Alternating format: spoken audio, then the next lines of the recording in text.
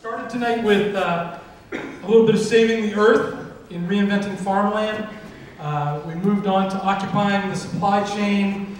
We've talked about reinventing animation, which is now coming to a new era. Let's get off the animation. There we go. And we're going to circle back now to saving the earth. How can I follow that? With another, oh my gosh, how can you follow that? Of course you can follow that. Huge, huge. So we're going to circle back to saving the earth with another entrepreneur out of Amherst. Please give a really warm welcome to Sara Ross, CEO of Sungage and Occupying the Roof.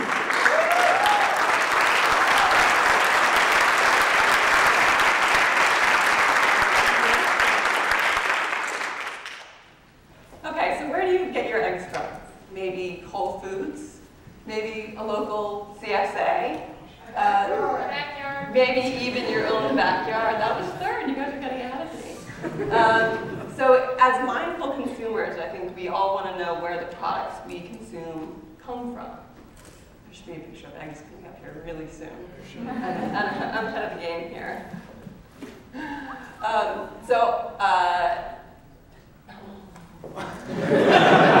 really sure. It's coming. Eggs. Eggs. Picture eggs coming up here.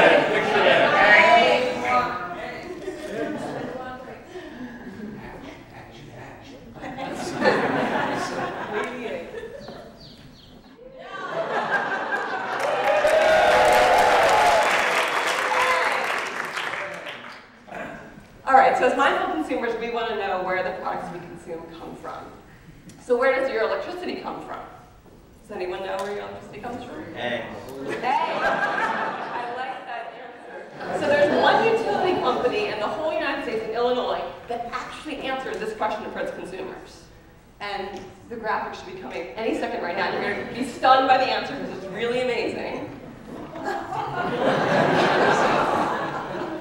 Those eggs are nice. Oh, the animation was worked up in that last. You know, we got no animation down here.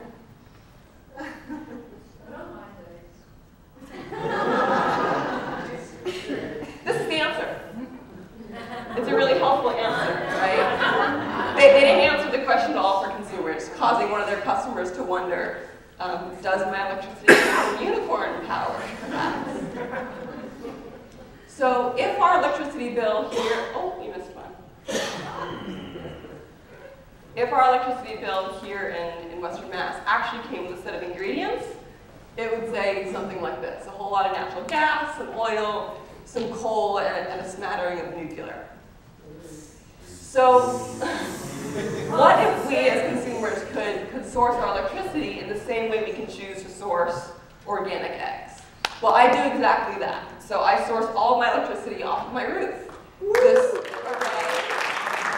that I installed about 1.5 years powers my whole house. My heating, my cooling, all my appliances, every single thing. I have even some extra left over. So why is this interesting? Well, I've done the equivalent of planting 330 trees. That's pretty cool, right? But if you just look at kind of the static environmental benefits, if you just bean count those, you're missing a big part of the picture because you know, you can look at this large solar farms in Arizona and California and be a lot more impressed with like the massive environmental benefits that they accrue. So you have to look beyond that kind of bean counting environmental aspect to see what's so uniquely powerful about rooftop solar in particular. And I'm going to contend that it's 3 things. First, that it has the ability to distribute information in very powerful ways. The second is that it distributes our energy resources in a way that makes us more resilient. And the third is that it has the potential to distribute wealth in a way that we don't typically see with energy. So first, information. When you start producing your own energy on site, you can't help but do this comparison of how much am I using versus how much am I making, right? So I have this little device that sits on my countertop. It's called a TED.